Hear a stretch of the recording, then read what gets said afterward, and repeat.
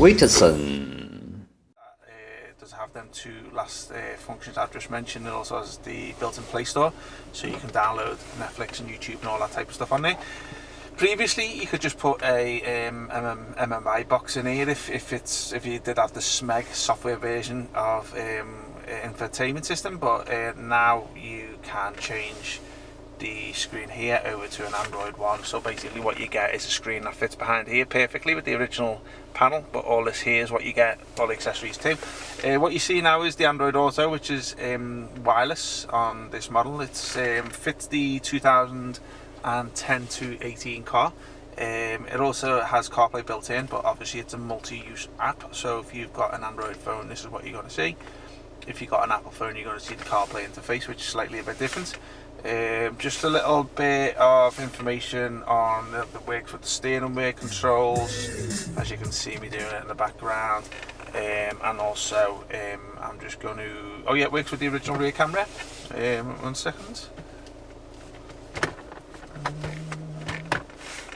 Hopefully I'll just put it into reverse. So there's the rear camera, so you can put aftermarket in, or it does work with the OEM camera if you've got it.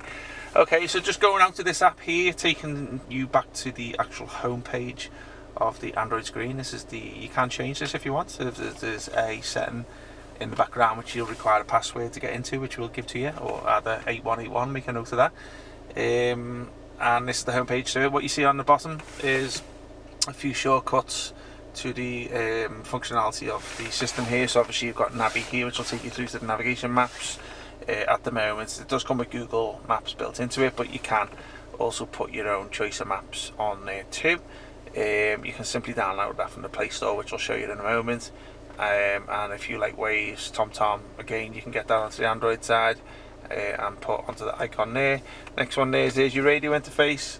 So it does have RDS. I don't know whether it's set up or not. I say it does RDS there, which I'll switch on, which allows the station names to come up. Now the station name is just showing there, as you can see. Let me just double check. So it normally comes into this, what comes on here. Yeah, so it does show the reception is BBC Manchester. So once you've tuned it in, you tune the program, it does go into there in terms of the words. So that's also got that too. You got your Bluetooth, so obviously you can take your phone calls through it and do your music streaming. So if you're old-fashioned and you have music on your phone, you can stream it through the Bluetooth. Alternatively, you can just go in this entry and download Spotify or YouTube Music or something like that and download that onto the system. At your video input there, so I don't know if there's anything on there. See if there's any test files not on there, but you can put your videos onto a USB pen and play it through. Also with your music albums too, if you're old-fashioned, you can play it through a USB pen. It does come with USB cables, this system. Also does come with a SIM card input, so if you didn't want to use your phone's hotspot to connect it to the give it an internet connection to use some apps like YouTube and stuff like that, you can get a SIM card and keep it separate from your phone. Going into the application side here, this is all your apps that go into the hub, the application hub. So any apps that are pre-programmed, which all these are, and any apps that would download from the Play Store here would then go into here. Okay, so the system's got an aux input, so that basically means you can stick a auxiliary type system to it. So if you're looking at like a Freeview TV box, you can do that, but again, old-fashioned, you can simply download like BBC iPlayer and all that type of stuff on there. You do it that way. There's your Bluetooth, which I've already shown you, calculator, self-explanatory. This CarLink one is your Android Auto CarPlay one, which I just showed you at the beginning of the video. Just going back onto here, so your Chrome and your Google are just browsers, which you'd always get with Android anyway. So if you want to do any internet shopping for Icebox Auto items, you could do it through there. Again, it's going to need an internet connection, so i.e. you connect your hotspot on your phone to it or a SIM card. Okay, so it's got a built-in DSP sound processor in here too, which is good. So it's good for if your outputs, if you're into all your speakers and your subs and your amplifiers and stuff like that, you can have a little mess around with that there. So File Manager is quite useful if you are into putting apps on there that are not on the Play Store. So you can stick your IPTV on there, so if you've got that at home, which I shouldn't be saying, you can stick that on there by putting on a USB pen, plug it into there, and then the USB will show up there, and then you just select it and choose the APK in here, which is the file name which you download. So you can put third-party apps on there through that app there. Gallery, self-explanatory. Maps, pretty much you know what that is. There's your music. So if you want to put your albums on a pen drive, you can play it through there. Plug it in, it'll show you all your album titles and stuff like that. Navi, self-explanatory. Operation guide. So sometimes, most of the time, the factories do not put the paper version of the user guide in there, and they tend to prefer to put it on as an e-manual. It just allows them to change things if and when. So for example, what they tend to do is when you do a paper version, they tend to get outdated and they've paid all for the press for it, and then you'll add something to the Android and then it's not on the paper version, so they'll end up basically stuck with a load of paper versions that are obsolete. So they tend to stick that on there because it's a lot easier for them to update them in-house and then just read it on there. Play Store, this is where you go on to the Play Store and download your app. Now just to let you know that it doesn't matter if you've got an Apple phone. Even though this system is an Android operating system, people make the misconception that you can't stick Apple phones to it. It's totally wrong. Android just basically means this is where you download apps onto. So they download it onto the Android, and the Play Store will be through the Google Play. So don't worry if you've got an Apple phone, it works totally fine, but this is where you get all your apps from once you've signed in. Let's have a look. Radio, we've gone through that one previously.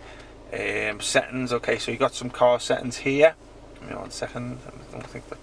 No, you don't have any car settings on there, because sometimes you do on that, but not on this car.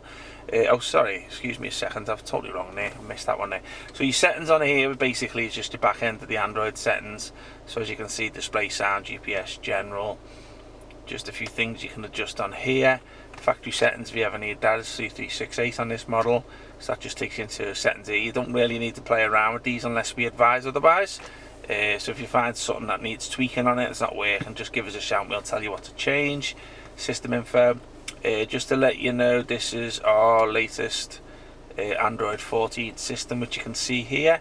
Where I made a little bit of an error before, I thought it was talking about this one here, which is vehicle settings, and that's where basically it shows stuff like your language, your park assist and stuff like that. So I'll just flick through this slowly, because we do get a lot of people who asked, has this got this, has it got that, and it's hard for us to know, because obviously you might see all these options here and you might have one option that's not on here, so we never guarantee what's on there and what's not. So we prefer you to just have a little look at this and see what's on there.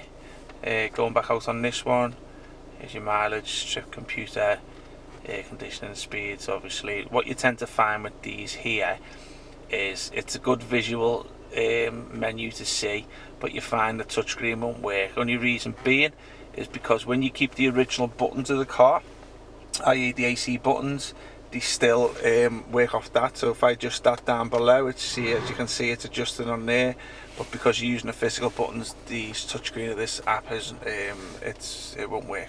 It's only when you remove touchscreen buttons, when you remove the physical buttons and this goes in its place, then you find that does work. But it does look nice. Let's have a little look at that one. I'll show you in there. Alarm record.